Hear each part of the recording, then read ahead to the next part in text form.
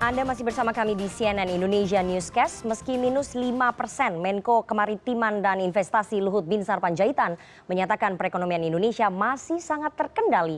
Luhut juga yakin akan langkah pemerintah mengendalikan perekonomian serta membandingkan dengan penurunan perekonomian di negara tetangga. Terlebih, pemerintah telah mengeluarkan stimulus dalam pengendalian ekonomi dalam negeri.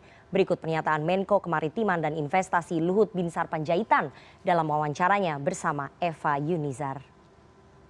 Terlepas tadi orang-orang bercerita mengenai hutang kita banyak, sebenarnya masih terkendali, sangat terkendali, masih sekitar 30% dari PDB kita. Masih terkendali itu ya Pak? Sangat terkendali, mungkin sedikit tambah gara-gara sekarang kita membuka dari defisit kita kepada GDP ke sampai 6% mungkin tahun ini. Tahun depan saya kira kita mulai robah mundur sampai ke 5, sekian persen. Dan seterusnya sampai nanti tahun 2023 kita kembali di bawah 3%. Dan semua saya kira Kementerian Keuangan sudah dengan tim menata dengan baik. Dan itu juga salah satu keuntungan kita bahwa prudent kita dalam mengatur fiskal kita dalam 6 tahun terakhir ini. Dan itu kan dilihat orang ke belakang. Jadi tidak bisa hanya melihat seketika saja. Kalau orang lihat kita minus 5,32% sekarang ini, ya banyak negara kita di sekitar kita juga minusnya double digit. Yang paling menentukan sekarang ini sebenarnya bagaimana kecepatan kita menurunkan anggaran dari APBN dan stimulus. Itu satu. Ya, kedua, bagaimana kita dorong tadi supaya private sector ini juga hidup. Ya tadi kita kasih insentif dan sebagainya itu. Itu aja kuncinya.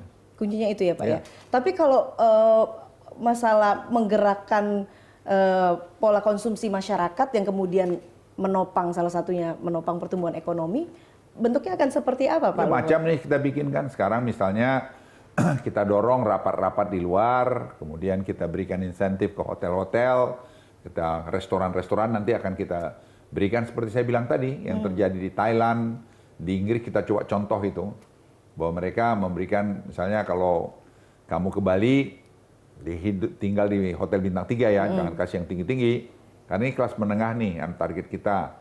Kalau yang kelas tinggi-tinggi kan duitnya banyak. Nah itu dia misalnya tinggal 1 malam, ya dia dapat 2 malam atau 1,5 malam misalnya kayak gitu. Itu juga akan membuat ekonomi didorong. Dan sekarang kalau kita lihat Bali aja contoh, nggak usah kita repot-repot tuh udah mulai jalan tuh. Asal orang banyak, ini kan libur panjang nih, udah banyak. Tadi saya tanya di Cengkareng. Sekarang perjalanan itu sudah 49% tingkat anunya. Sebelum seperti COVID. Dan tingkat hunian ini jadi masalah juga. Pesawat kadang-kadang udah ada nyuri-nyuri sampai lebih dari 80% gitu. Malah ada yang bilang kemarin penuh. Jadi ya inilah bagaimana kita mengawasin semua ini. Dari Presiden memerintahkan kami para pembantunya, state budget, stimulus ini bisa turun ke bawah dengan pas. Dan kemudian menggerakkan private sector itu jalan. Sekarang kami dorong ini habis-habisan, misalnya macam-macam bentuk program UMKM lah, program tadi kepada perusahaan-perusahaan yang bermasalah akibat COVID-19 lah, terus kepada nanti subsidi kepada perusahaan-perusahaan, kepada UMKM dan sebagainya itu kan sekarang jalan.